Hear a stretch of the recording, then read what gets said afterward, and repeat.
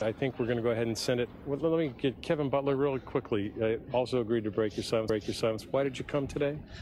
To make sure that there are stricter gun laws, actually. And do you think your voice will be heard even though the president's not here today? I'm pretty sure it would. You know. There's plenty of people, even if I'm not going to make it change, others will help. Yeah. Kevin Butler from Tacoma Park, thanks very much. Guys, back to you. This protest going to 1017, and then we will hear the chants again. Okay, David, thank you. We should never as a nation get comfortable hearing children say they do not feel safe in school. George. Hard to believe, yeah. And all across the country, we're seeing these protests will ripple across in the time zones. But some of the schools are turning it into an all-day event. I want to go to Steve Osunsami, who's at Druid Hills High School in Atlanta. Entire student body participating, right, Steve? That's right. I don't know if you can hear and see them right now. We've got over 1,000 students who are in front of the school who are out here demonstrating. They're having essentially a program that's taking place today. Joining me right now is one of the organizers of this. She is a senior at this high school. Her name is Lisa Metford. She's got to leave us in a few seconds. She's got a few people to introduce up here. But she's been one of the voices in this today. And as I understand it, not every school district in the Atlanta area is allowing this, right? No, we are lucky to be part of Druid Hills, where we have a staff and administration who is supportive in our actions, as well as a DeKalb County school system that supports fully this student movement and our student voices being heard in this situation, in this dire need, where we need to take action and have our voices be heard. It's funny, you were talking about it being a student movement, yes. And we were talking earlier, much like the civil rights movement of the 60s, young people were driving that bus. You guys are driving this bus, yes. Waving out the window, yelling at folks. Yeah. We have been in a position where our entire lives we have witnessed school shooting after school shooting, and we are making Parkland that last one. We are stepping up. We are making our voices heard, even when those not even old enough to vote.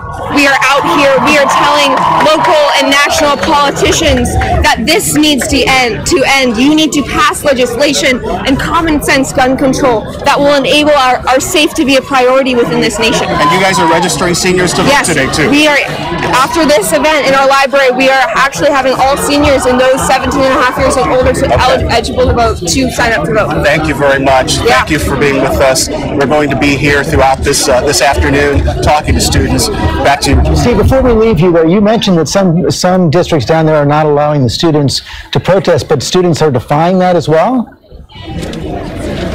We were told that there were some schools where the students were intending to walk out anyway. So that is happening now. We expect to see some of this all over the country in school districts that aren't allowing students to demonstrate. Those students actually to do so anyway. Okay, Steve Osunsami, thanks very much. These students are so passionate and committed to change, and these walk-offs are going to happen on the West Coast later, I'm sure, but they're happening here on the East Coast right now. And here in New York, more than 1,500 students are walking out of John F. Kennedy High in Plainview, some of them wearing orange for gun violence awareness. ABC's Lindsay Janis is there. Good morning, Lindsay.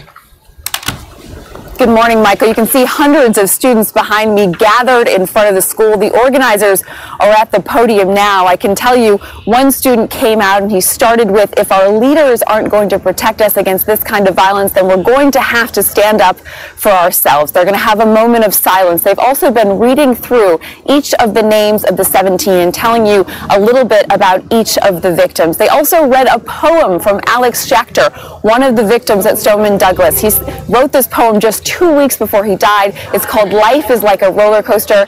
His words wise beyond his years. You can hear the ceremony going on here. This is a memorial service. That is what they have agreed with their school, but we're told by a lot of the students here, this is also about protest for them. Michael? All right, thank you, Lindsay. Okay, let's bring in Martha Raddatz in Washington as well. And Martha, you went to Parkland right after the shooting, spent a lot of time with those students, and we could hear at the beginning of this broadcast what a difference they hope to make, the kind of connections they hope to forge with students all across the country. They certainly do, George. And what struck me being in Parkland so soon after the shooting is how quickly these young students organized, how quickly they learned about gun laws. They were so eloquent and so composed and mature beyond their years. One young woman, Lauren Hawk, 14 years old, lost several of her best friends, was able to articulate her feelings. Today she is tweeting about the walkout, saying, "We are walking out for the empty desks and the unsaid goodbyes. This epidemic of school shootings must stop." And these are the kids who are organizing all these protests and who want to come to Washington to make real change. That is coming up on March 24th. We're going to wrap up our special report right now. Those of you at home, if you want to continue to follow the protests, can follow them on abcnews.com. We're going to turn now to regular programming. This has been a special report from ABC News.